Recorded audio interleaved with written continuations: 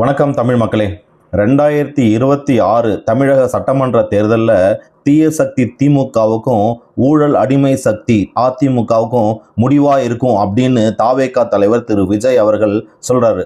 வேற என்னெல்லாம் இன்னைக்கு அவர் சொல்லியிருக்கிறார் அப்படின்றத டீகோட் பண்ணுவோம்.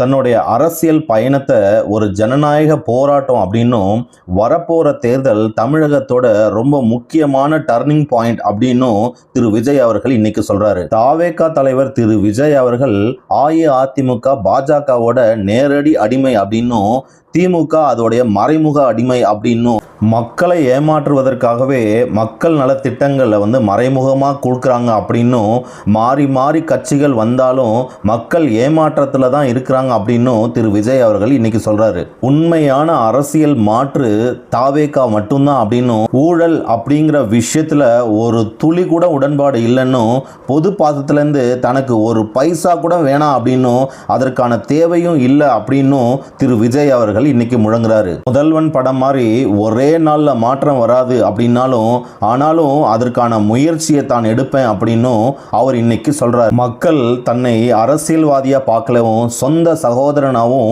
மகனாவும் பார்க்குறாங்க அப்படின்னும் திரு விஜய் அவர்கள் சொல்றார். அறிஞர் அண்ணா அவர்கள் சொன்னது மாதிரி மக்களிடம் செல் அப்படிங்கிற வாசகத்தை அவர் நினைவு கூர்ந்தார். அவர் சொல்றாரு, வாக்குச்சாவடிகள் ஜனநாயக மண்டபங்கள், ஆனால் அங்கே மோசடி செய்வதற்கான எந்த ஒரு சந்தர்ப்பத்தையும் ஏற்படுத்தக்கூடாது அப்படின்னு சொல்லி அவர் சொல்கிறார்.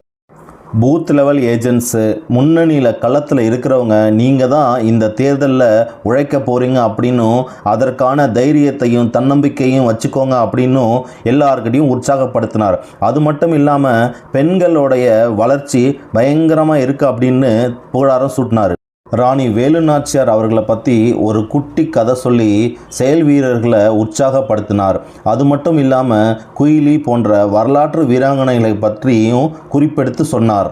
கட்சிக்குள்ள ஒற்றுமை, உறுதி, நேர்மை மற்றும் உழைப்பு இருக்கணும்னு, அது மட்டும் இல்லாமல் கட்சி சொல்கிற வேட்பாளருக்கு அனைவரும் ஆதரவு தந்து ஒற்றுமையாக செயல்படணும் அப்படின்னு சொல்லியும் சொன்னார்.